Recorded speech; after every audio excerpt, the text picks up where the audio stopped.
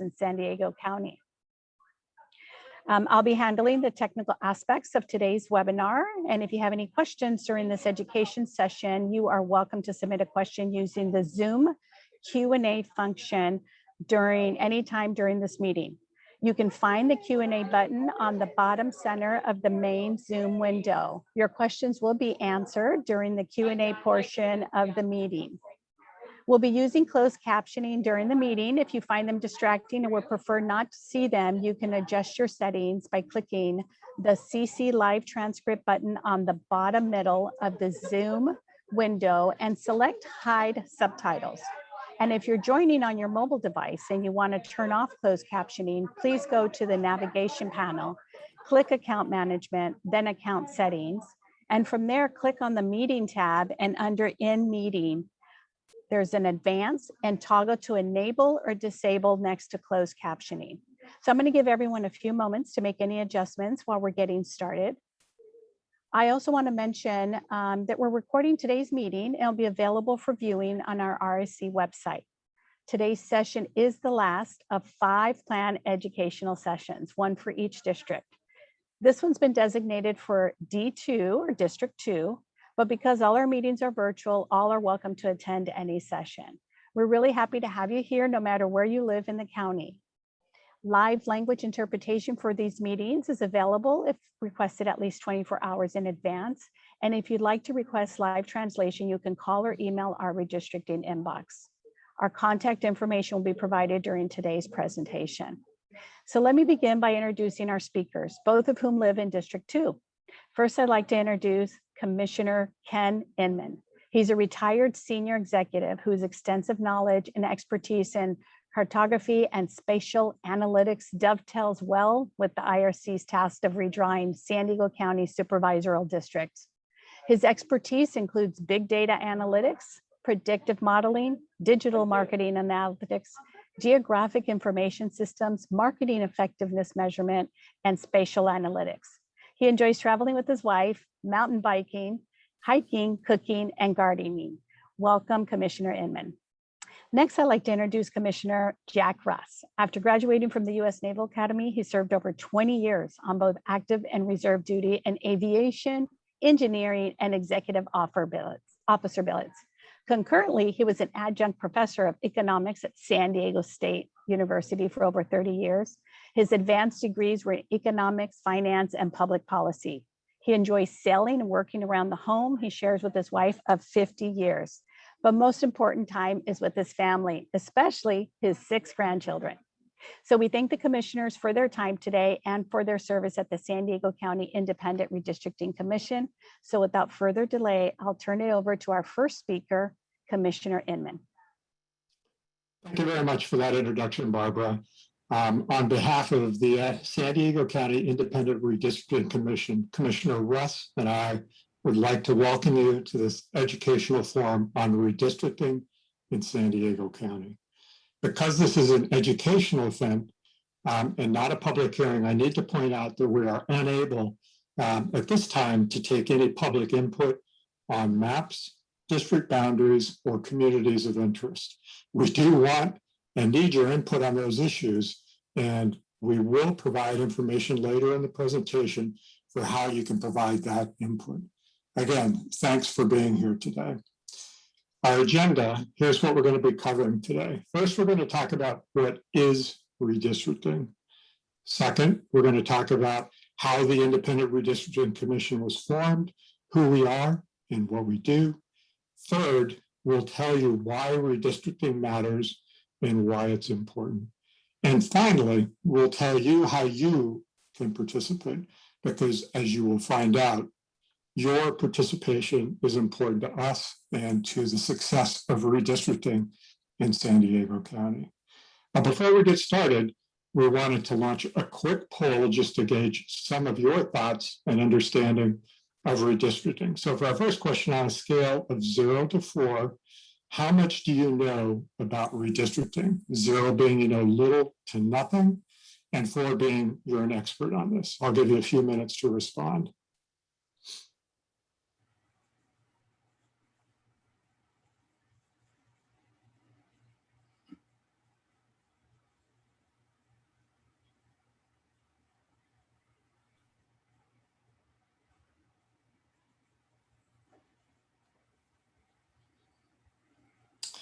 Okay, so the results, this is pretty typical.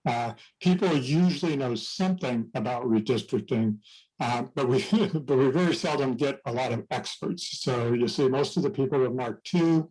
The majority of folks are right there, kind of in the middle of the distribution.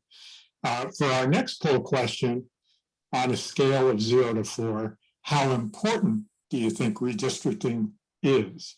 0 being not important at all, and 4 being extremely important. Again, give you a few moments to respond.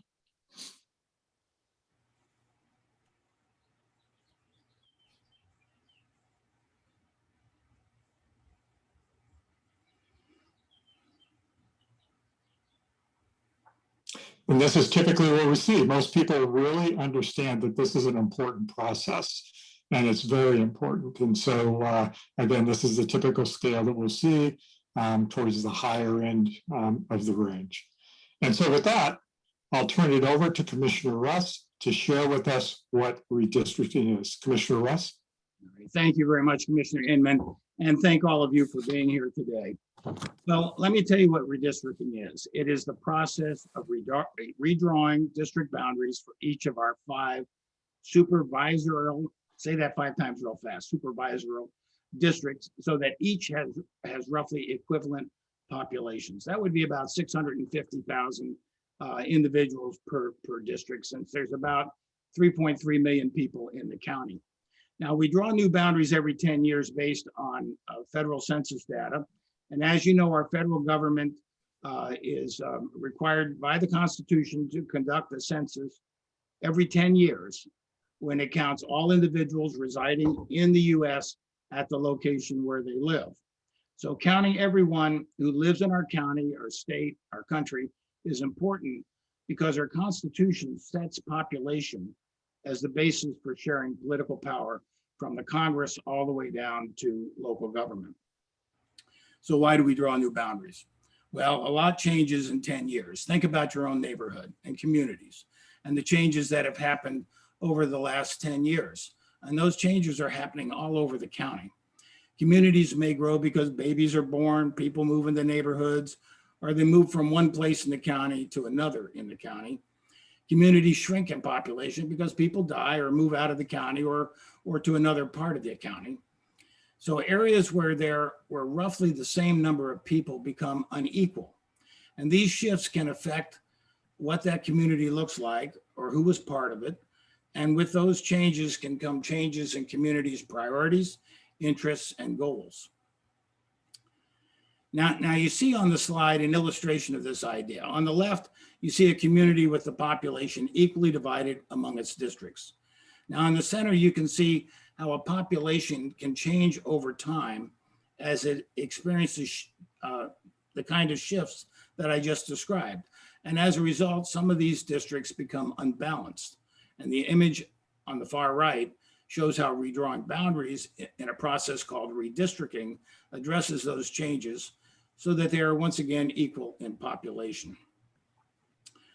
So we redraw boundaries every 10 years in a process called redistricting so that they are equal in population and will allow for fair representation. Commissioner Inman will share with you and all a little more about the Independent Redistricting Commission.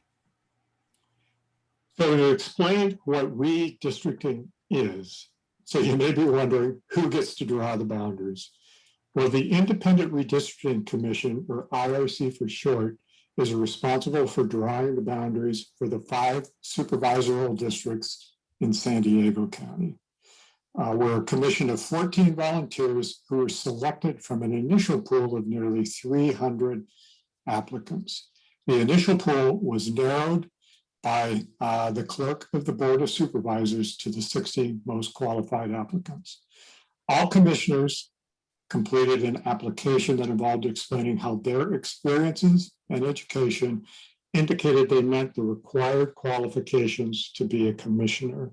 Those criteria included analytic skills, the ability to understand and apply state and federal laws, the ability to be impartial, and knowledge and appreciation for the diversity of San Diego County, its peoples, and its communities. From that pool of 60, there was a random drawing conducted to select the first 8 commissioners. Those 8 commissioners then reviewed the remaining qualified candidates and selected the remaining 6 to create the commission of 14. Other things also considered were party affiliation, because the commission is required to reflect the political party makeup of the county. Other factors counted against the county's diversity. So the commission also had to consider gender, ethnicity, race, and geography. And so here's a picture of your independent redistricting commission. And I'm pleased to say that our commission satisfies all the requirements. We're a pretty diverse group, a crew of 7 women, 7 men, evenly distributed over the 5 districts. In addition, the diversity of the commission is shown on this slide. Again, the breakout by party affiliation. And again, we're required to reflect the party affiliation across the county. We pretty closely track that. 40% county Democrats were 43%, 27 opposed to 29. And then no party preference or affiliation. We have 4 members that fall into that category for 29% compared with 27. By race and ethnicity, again, we do track fairly well the overall race and ethnicity of San Diego County itself. So I'm excited to be part of this redistricting effort, and one of the 14 commissioners that were selected to do it. It's a great group of very dedicated volunteers.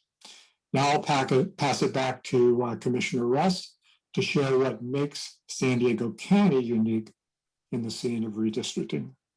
Jack? Thank you. In the last redistricting, the Board of Supervisors were responsible for adopting their electoral maps.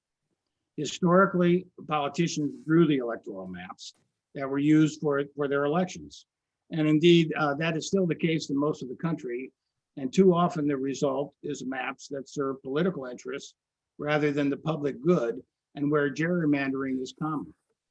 We are fortunate in San Diego County to be one of only 4 counties in the state who have placed the responsibility of drawing boundaries in the hands of citizens like our IRC away from elected officials.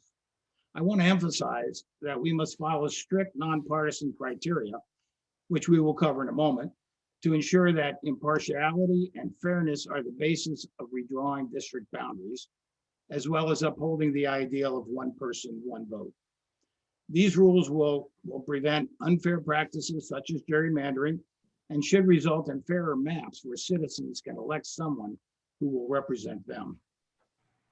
For now, I want to emphasize that we operate as an independent commission, which means we are independent from the influence of elected officials. We are responsible for conducting the redistricting process in an open, transparent manner, and we are committed to making it possible for as many broad and diverse voices to be heard in this process. Here is a list of our duties. We must hold public meetings. We have regularly scheduled IRC meetings twice monthly. We must conduct public hearings so that we can learn about the community and especially about communities of interest. We must gather public testimony. We must draw draft maps. And lastly, after we've gone through a public, transparent process, we will adopt a final map that will be used for supervisor elections for the next decade. Again, we are an independent commission of citizen volunteers. We operate completely independent from the influence of our elected officials, and we are accountable only to you, the public, in our duties to draw fair and accurate maps for the county. I'll pass it over to Commissioner Inman to share some criteria we follow when drawing new boundaries. So I'm going to talk about the criteria the IRC by statute and law must use and is required to use to draw new map boundaries. The criteria I'm going to go through are listed in order of priority in which they must be applied. So the first one is to balance population across the 5 supervisory districts. For the upcoming redistricting, that'll be approximately 650,000 residents per district, or about 3.3 million residents in San Diego County. The next criteria is that we must make sure that we create a map that complies with the Voting Rights Act to ensure minorities have a fair opportunity to elect representatives of their choice. And then the districts must be drawn contiguously so that all parts of the district are connected with each other. Districts drawn must minimize the division of cities, neighborhoods, and communities of interest where possible or to the extent possible. And districts should be geographically compact. That means that nearby areas of population are not bypassed for more distant areas of population. In addition, the place of residence of any incumbent or political party may not be considered in creation of a map for the districts, and the districts may not be drawn for the purpose of favoring or discriminating against an incumbent political party or political candidate. As you'll see on the slide on the right, you'll see the changing district supervisory boundaries between 1991 and 2011. So there are also criteria specific to San Diego County. And those two criteria are at least 3 of the districts shall include unincorporated territory. And in the map on the right, all of the yellow area is unincorporated territory, areas outside of the incorporated cities. And 2 of the districts must be primarily unincorporated territory. And we've got a little more than 500,000 residents actually live outside of the 18 incorporated cities within San Diego County. For a profile of District 2 and what it looks like, District 2 is the largest of San Diego, or is currently the largest of San Diego County's 5 supervisory districts. It's home to a number of tribal nations. It includes roughly about 620,000 residents, 270,000 of them living in the unincorporated areas. And in fact, it has the largest population in an unincorporated area across all of the supervisory districts. It encompasses a large portion of the East County. It extends to the US-Mexico border on its southern boundary, stretches to the mountains of the greater Julian area on its northern reaches, and it extends to the Imperial County line. The second district features about 2,000 square miles, a very dynamic and changing landscape, stunning chaparral, has bustling downtown areas, quiet forests, and breathtaking deserts and desert views. The sprawling area includes more than 50 communities, from thriving cities like La Mesa, resort towns such as Julian, to rural communities like Potrero. It is known for its suburbs, backcountry landscape, and for homegrown events like the annual Mother Goose Parade in El Cajon, Julian Apple Pie Days, and Lakeside Rodeo. Now I'm going to pass it back to Commissioner Russ to share with us why redistricting matters. Commissioner Russ. Yes, thank you, Commissioner Inman. So why does redistricting matter? Well, it's because it's how maps are drawn and how communities and neighborhoods are grouped together or separated. That can affect whose voices are heard on election day. Redistricting done properly and fairly ensures that communities can elect a representative of their choice. From the point of view of redistricting at the county level, it's worth mentioning that our County Board of Supervisors operates a budget of over $6.5 billion.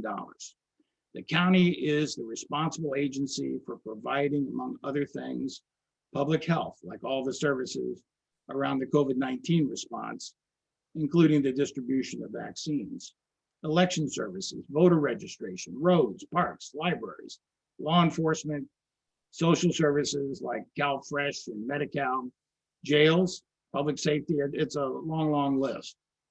And whether you live in an incorporated city or in an unincorporated area of the county, and I know this can get confusing, the decisions made by our supervisors about how the county budget gets allocated and spent will affect you. It's important that you and your community have a fair chance to elect a supervisor who will represent you. Redistricting also matters because it can affect the community's ability to elect a representative of their choice.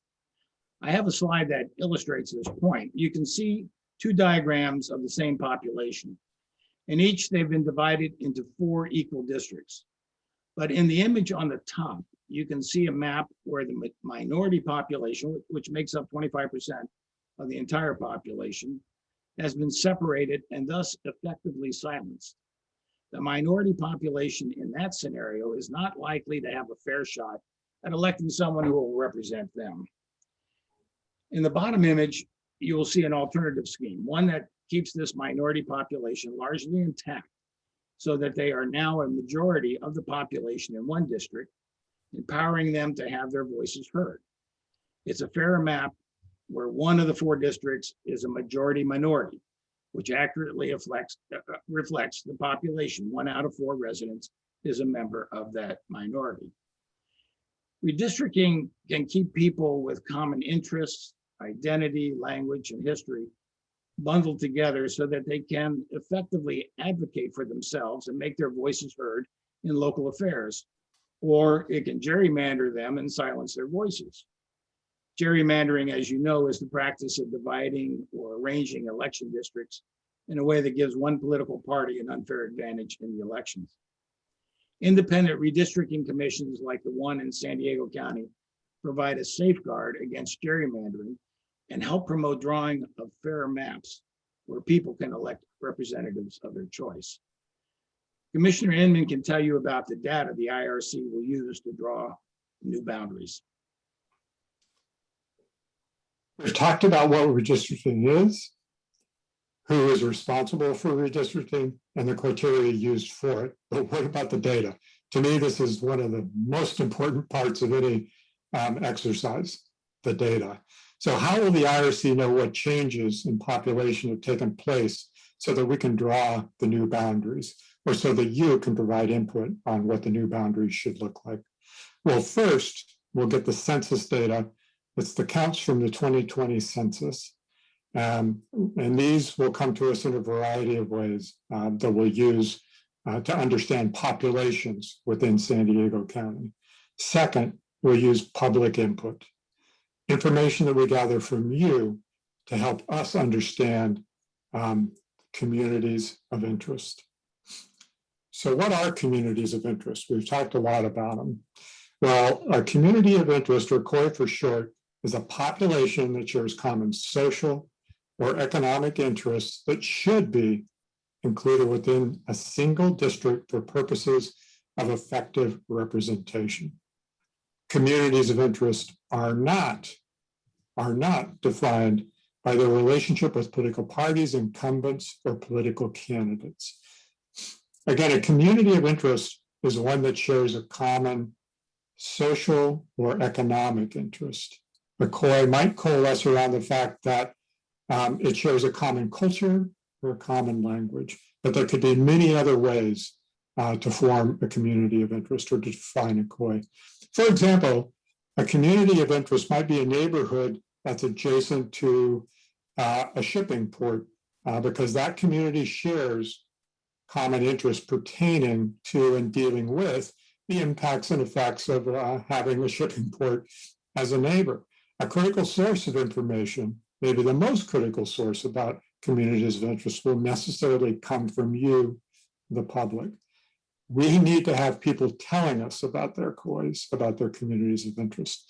The census data is a reliable and great source for telling us how many folks live in certain areas and something about their characteristics, race, gender, ethnicity, but the census won't tell us necessarily how you form or why you form together in a neighborhood, a cohesive unit that should not be divided by supervisory boundaries. So how do you know if you belong to a community of interest? Well, some of the ways to do this is to think about, does your neighborhood share certain celebration or traditions, like a street festival or parades? Are there important places that your community gathers? like a park or a community center? What's the history of how your community came together? Other questions you could ask: are you part of a community that has had issues not adequately addressed by your elected representatives? And has your community come together to advocate on those important matters, things like better services, schools, roads, health centers in your neighborhood? Have you worked for more recognition to support your community, like having holidays recognized or historical events commemorated? These are the kinds of factors or interests that might help identify a community of interest. I want to remind you again, though, that today we can't take testimony or information about communities of interest. This is purely an educational event. We will do these during public hearings over the summer. In August and September, we'll be conducting a series of public hearings specifically focused in on collecting testimony about communities of interest. In some of the ways, we'll be talking later about some of the ways that you can provide and some of the opportunities you will have to tell us about your communities of interest. So to kind of get on to talking about the ways that you can provide input on communities of interest, we'll, as I said, be conducting a minimum of seven public hearings in August and September. Those hearings are intended to give the residents or you a chance to talk about your community of interest and participate in the redistricting process. But you need not attend one of those hearings as the only way to provide your input. Beyond oral testimony at a public hearing, you can submit written testimony, either via email or regular mail. You can actually draw a map on an old-fashioned piece of paper and submit that as well, hard copy maps. We will take those. The main thing when you're providing testimony or input on a community of interest is not just though its physical boundaries. We also really need to understand what are the factors that bring your community together. What are the characteristics that really define your community of interest? And so that will be the other important part of just purely the physical boundaries. So there's a lot that needs to be accomplished during the redistricting process. Commissioner Russ will share with you a bit about our redistricting timeline. Here is a timeline that shows the activities and the timing that the IRC is planning from now until the final map is adopted. It begins in June, although we got started and have been busy since last fall. You'll see that we are currently in the education tour phase, which are events like the one today, and which we will be doing now through early to mid July. Actually, this is the last of the education talks. But in mid-July, we expect to begin public hearings, which we were just talking about, where we will be learning and gathering as much information as we can about communities of interest that exist throughout the county. In mid to late August, we expect the U.S. Census Bureau to release raw data to the states. That data has to be processed by the state, and the official redistricting database, the data we need to start drawing the boundaries, is expected to become available to us in late September. Shortly after that, and in early to mid-October, we will begin drawing draft maps. Each draft map will be published and made available for public comment, and we will also be holding at least 2 public hearings during this map drawing phase to hear from the public about the proposed new boundaries. Our current deadline to adopt a final map for the county is December 15th. Please remember that this is a tentative timeline based on current information, and all the dates, including the final map adoption deadline, are subject to change. I would like to speak for a moment about why the timeline is tentative. You may have heard that the census data has been delayed.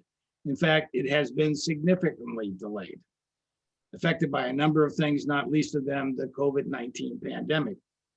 Typically, the census would have arrived by April, and we would have been finished with our work by the end of the summer. Instead, we are still waiting for the census data, which, as I said, will not arrive until mid-August. The initial delay from the Census Bureau resulted in an extension of the map adoption deadline to December 15th.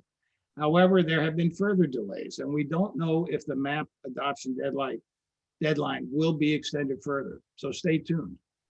Our priority, though, is to ensure that the public has ample opportunity to participate in the redistricting process, and to also ensure that we have the time we need to gather all the information to draw fair and accurate maps. Delays are usually not desirable, but we view this extra time as a bonus, as additional time for us to dig deep and learn as much as we can about the county, its diverse communities, and especially about communities of interest. It is a bonus for the public as well, as it gives communities extra time to work together and advocate for themselves. I'd like to end with a story. It's a specific example of a community here in San Diego County where public input made a difference. Prior to the last redistricting cycle in 2010, the Barrio Logan community was split between two county supervisor districts, with a portion assigned to District 1 and another portion assigned to District 4. During the 2010 redistricting process, the county heard from that community about how they had been separated, and they requested that they be unified into one supervisor district.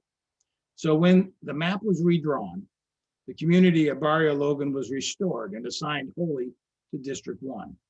That might not have happened were it not for public input.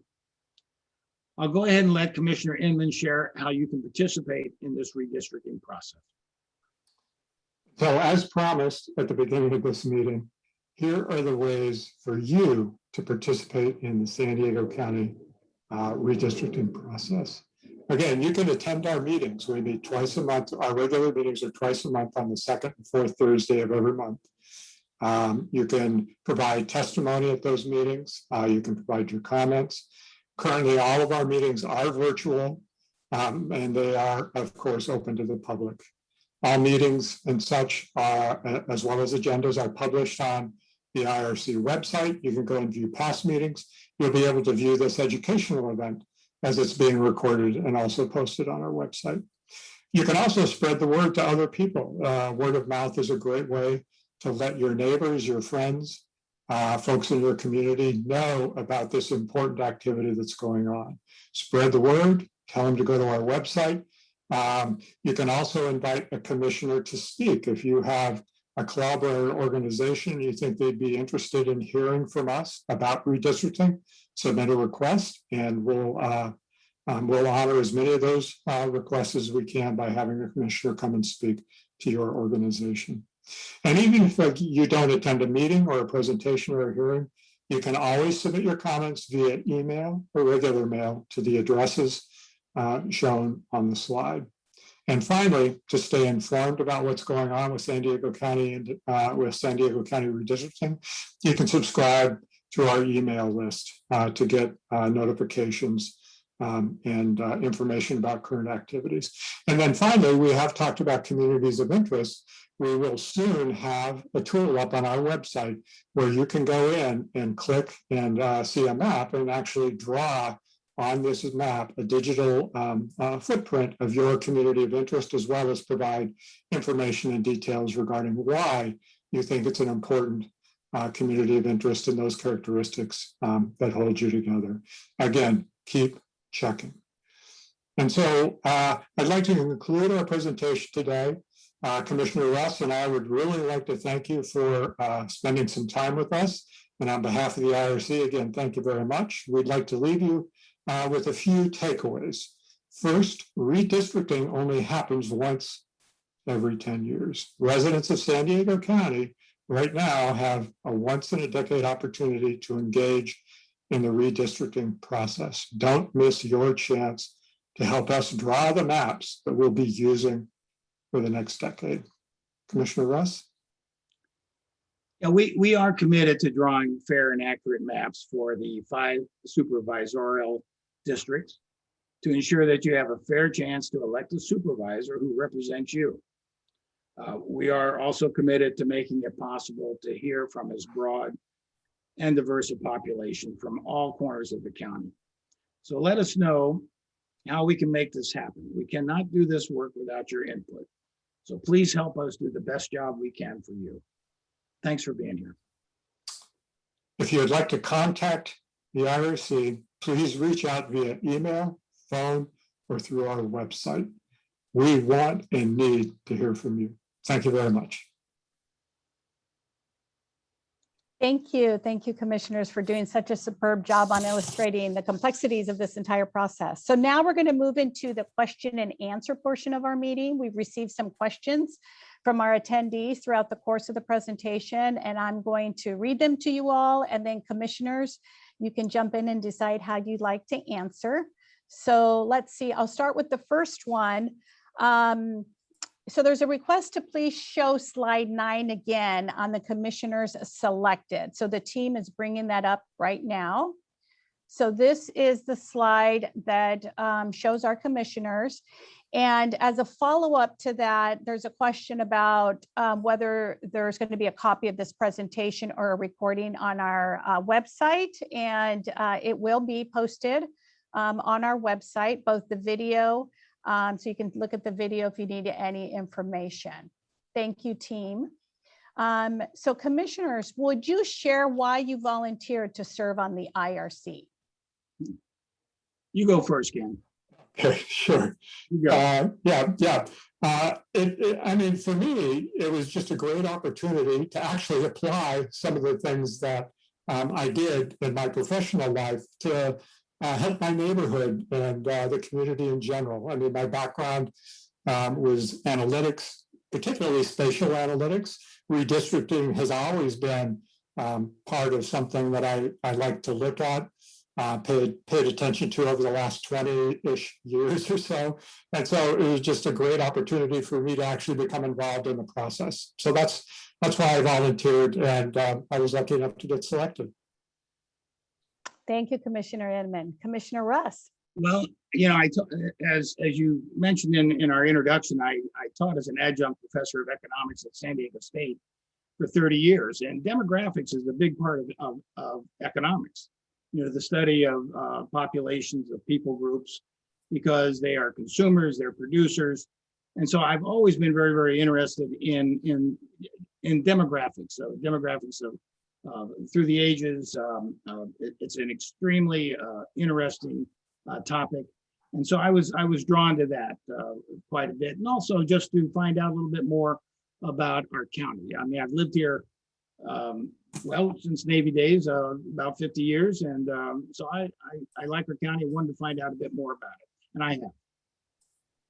Great, thank you, excellent. And thank you again both for your time and dedication. As you mentioned, this has been going on for quite a bit of time, and even though we don't have the data, the commissioners have really jumped in to really share why redistricting is important, and these education tours have been critical.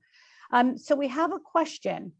In late September, we will know which of the current districts must be reduced in size and which must increase in size. Will that raw data be made available to the public before draft maps are distributed for input? Would one of you or both of you like to take this one? Ken, you're the numbers guy. You're the demographer. You take that one. Sure. So I can start. So we're still waiting on the data. The census will release its data by August 16th. And that will be the first set of information that we will have. Now, the actual data that we'll be able to use, or that we use, is the database released by the statewide database, the official redistricting database. And we'll get that, as you stated, sometime in late September. And so that'll be the first set of information that we see. That information will be made available to the public.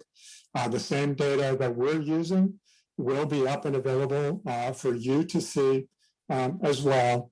And before we start drawing any draft maps or anything, we will have to complete 7 public hearings. And that'll complete probably towards the end of September is when those public hearings will be completed. At that time, we'll start to look at the information that we've gathered from the public hearings, and then we'll start to look at the data. So we're not going to start drawing and releasing draft maps before we've had a chance for public input. Public input is important for driving this process. And so we need to hear from you first, and then we will start looking at the data, start seeing how that lines up with communities of interest, the input we've heard from the public, and put those two things together to start doing and releasing draft maps. I expect our first draft maps, probably be a series of them, several, wouldn't be released until sometime in mid-October. You know, we have to have sufficient time to review all the public input along with the data. And I see a couple of other questions I think are about data as well. Maybe I'll just quickly jump down to those. Where do we expect to see shifts in District 2? And what evidence do you have of this? So again, that goes back to the information and data that we'll be getting from the census. And at this point in time, I can't conjecture or make a guess as to what we will or won't see.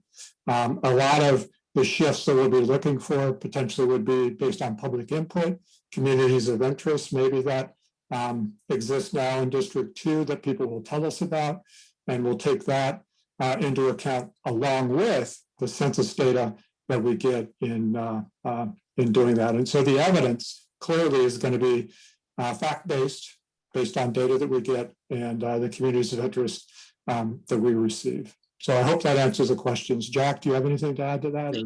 The one thing I might add is that really the population of San Diego County has increased over the last 10 years. And so therefore, each of the 5 supervisorial, say that 5 times real fast, all right? Each of those 5 districts will actually increase in population. Now the lines may shift a bit depending on how populations have shifted, but nobody's going to lose population. Actually, there's going to be an increase in each of the 5 districts. Thank you. And since we're on the topic of data, Commissioner Inman, I don't want to put you on the spot, but I know you're our single point of contact for the demographer RFP. And at the last IRC meeting, there was a mini demonstration on from our contractor. Do you want to talk a little bit about that input tool and how the public might be able to leverage that? Yeah, sure. So we will, as we said, soon be putting up on our website a tool that the public, you can access. And essentially, if you think about a digital map, you'll go in there, you'll see a digital map of San Diego County. It'll have some information. It probably will be on top of the satellite image, what you're used to seeing, and your typical map that you use to navigate around these days in your cars and such to plan trips. On top of that, you'll see certain boundaries, like you can see the existing supervisory boundaries, city boundaries, existing jurisdictions. But what we're going to allow you to do is go in and essentially use a selection tool to kind of select an area that represents your community of interest. You can zoom in and draw some kind of a polygon or some shape that kind of outlines what you think to be an important area or neighborhood that should be remain cohesive or as one unit within the supervisory districts. Once you've adequately defined or described on that map, you can save that information, and then you'll be prompted to describe the characteristics. This is also the really important part of that we'll need. You'll type in just a couple of sentences or whatever it takes to describe your community of interest, and then you'll submit that, and that will then automatically come into the IRC. It'll go to our demographer, and then they're going to catalog all of this information that comes in and start to use that as an input to kind of defining the new supervisory boundaries. Again, the point being, we don't want to divide any communities of interest unnecessarily. We want to preserve them to the extent possible in our process of drawing these supervisory boundaries. But we're really excited. And right now, we're expecting that tool to be up towards the end of July on our website. But again, tune into our public hearings, and you can definitely get more details and information about the timeline on that. Great, thank you so much. And because you mentioned in particular the communities of interest, I'm going to jump down to one of the questions that just came in, and it says you mentioned that a COI or COI is not identified along political lines. Can one be identified along religious ones or along housing types? People living in high density housing projects have very different interests. I should think that from those who live on vast county estates or agricultural preserves. Do one or both of you want to talk a little bit about that? Yeah, I'm not sure that religious, certainly ethnicity, race, gender, those are communities of interest. And we would certainly, we would entertain anybody's idea of what a community of interest is. We're not going to define what a COI is. You're going to define what your COI is to us. And then as far as, the high density, the different areas, remember, you're going to have more people in that area too, per square foot.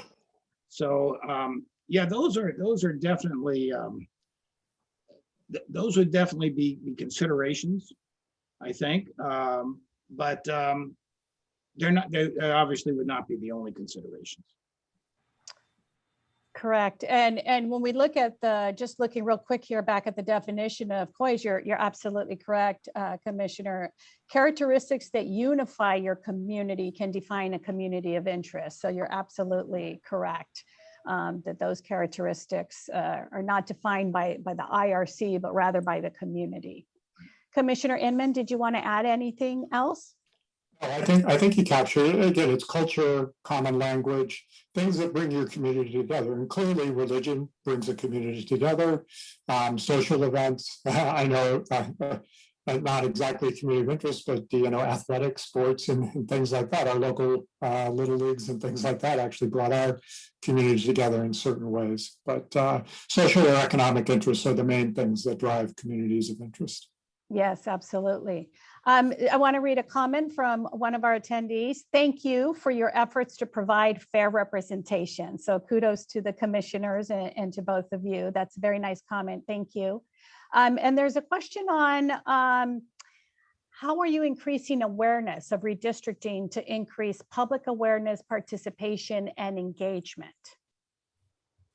Well, this is one of the ways, obviously, and I do believe that we have an ad hoc committee that is an outreach committee that has been doing things such as on Twitter, on Facebook, and so many of the social media sites. I believe even some advertising in some of the local papers. But no, we're trying to get word out that we want public input. And one of the reasons why we are petitioning to actually have the map adoption date pushed back from December 15th is because we want to have a very robust public comment period. And so we're getting the word out. It seems like more and more people are understanding that this process is underway, and we are getting better attendance, I think, even at our meetings. I don't know how many people are listening to the recorded meetings, but they can do that as well. And I would just like to add, Barbara did mention we have hired on a contractor to provide demographic services. That's expertise that doesn't exist within the IRC. We're also contracting out for public outreach and engagement services. So we have contracted with an organization to go out and start conducting a more rigorous program of public outreach, communication, and engagement. And so I really expect in the next month or so, you'll be hearing even more about the IRC. We have just started. We're just getting the word out right now, but with the hiring of a public relations firm, essentially, to go out and start driving public outreach, I expect to be hearing a lot more from us in the near future. And again, we're relying on you also to spread the word. Word of mouth, you telling your neighbor is one of the most powerful tools that we have to get the word out. Yes, absolutely. Thank you. So I'm going to start wrapping up. We want to do a couple more polls before folks leave. And we know some folks are listening to this on their lunch hour. So we want to get people, we wanted to start on time and end on time. So I do want to reassure folks, some additional questions have come in. All the questions and answers will be posted on our website. Here is the first sort of the wrap up question. Again, now, on a scale of 0 to 4, how much do you know about redistricting? 0 being little to nothing, and 4 being you are an expert at this. And we'll give that a couple of seconds so folks can vote.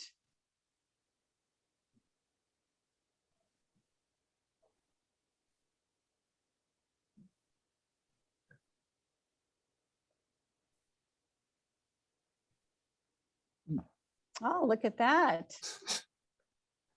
Great. That is great. So we're really excited to see how many of you are now familiar with redistricting, and hopefully today's presentation has helped to answer any questions you had. And again, please access the redistricting training. We have a training continuum on our website, has a wealth of information, and you can always contact us via email, mail, or phone for any questions. And so we'll go ahead and go to the next question, and that will come right up.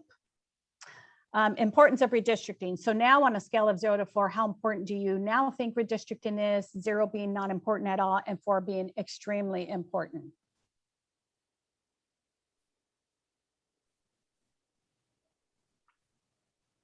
We'll give that a couple of seconds.